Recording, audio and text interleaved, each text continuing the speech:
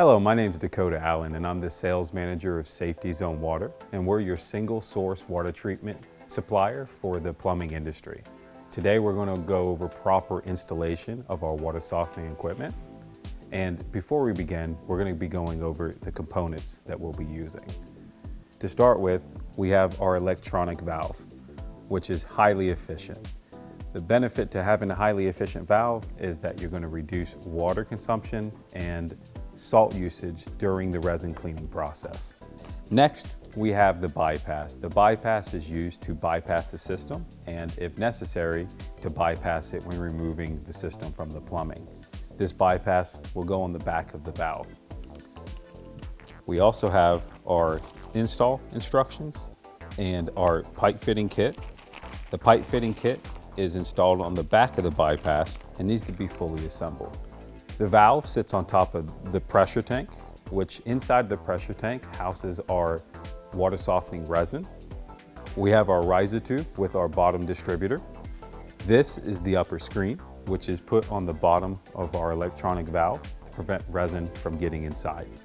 Because this is a genuine water softener, which removes the water hardness from the water, it does require a brine tank, which houses the water softening salt that turns into brine water that is used during the resin cleaning process. And finally, we have a weather cover, which is required on every single outdoor installation. Also, if you are on an outdoor installation, you do need a weatherproof outlet to plug the system into. It's important to properly assemble the brine tank, so let's go over the key components needed for the assembly. We have a brine weld tubing. This will eventually get put inside of here to attach and protect all the remaining components. We have the brine well float. This prevents water overflowing and also prevents air from getting inside of the brine. We have the brine tubing, which runs to the electronic valve and also into the brine tank to be able to transfer brine water. The brine caps, which need to go on both ends of the brine well itself. And the bulkhead fitting. The bulkhead fitting is necessary used as an overflow, but also to attach the brine well to the brine tank and keep it in place. And of course, the brine tank itself, which comes with its lid to be able to put the salt that you're going to be using down inside. Now let's walk you through the assembly process. All right.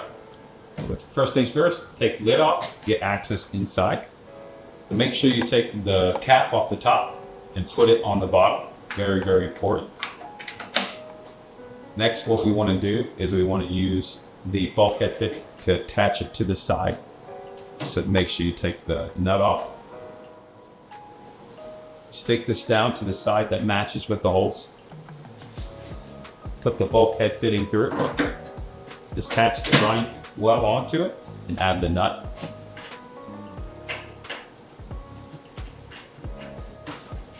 Make sure it's secure. No need to use a pair of pliers to tighten. Next, we're going to reattach the brine foot. Take the nut off the back. Stick it back down to the hole. Attach the nut. Next, we're going to take the brine tubing. This is very important to do. We want to make sure it fits snugly inside of the fitting that's inside of the brine well.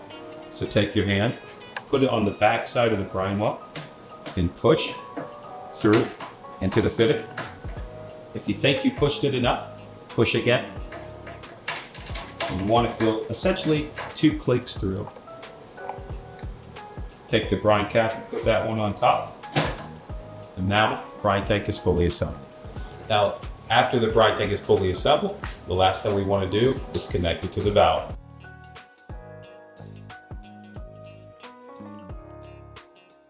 All right, come with me so we can show you the rest of the installation process.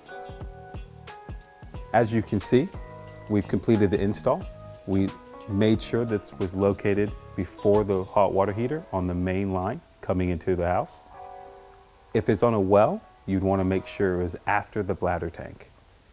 We located a good source of power and installed a drain that leads outside. We used 3/4 PVC to help keep it non-restrictive and also make sure that it is constantly free flowing down the drain. And at this time, what we're going to do is we're going to add 5 gallons or 6 inches of water to the brine tank.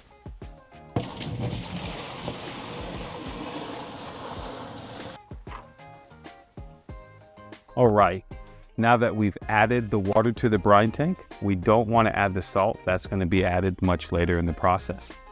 But that does complete our installation process. The next step is the startup procedure. To see that, look at our startup procedure on our YouTube or our website.